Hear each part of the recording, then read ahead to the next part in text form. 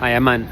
And so the brief that I gave you, just in terms of going into a little bit more detail, is data scraping. Okay, we're using Google Maps, but whatever tool would make more sense. Okay, and well, whatever other, because the 3 data points that we're looking for are: is the company middle, like upper priced?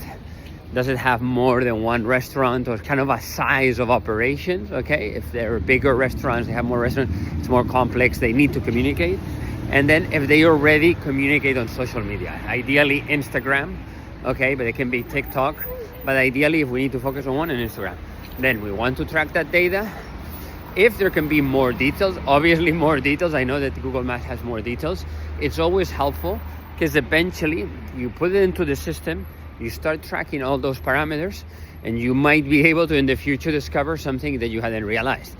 Obviously, I know there's complexity versus simplicity. Complexity can give you more data in the long term, but it adds much complexity to the execution now, versus let's keep it too simple to only 3 variables, might not be that insightful.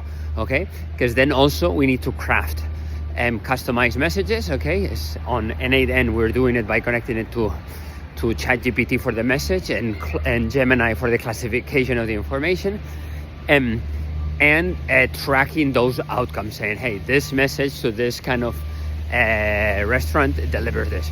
For example, another detail on a restaurant, another attribute that could be interesting is obviously the type of cuisine, the type of food that they serve. We might discover there something. I'm just adding stuff here.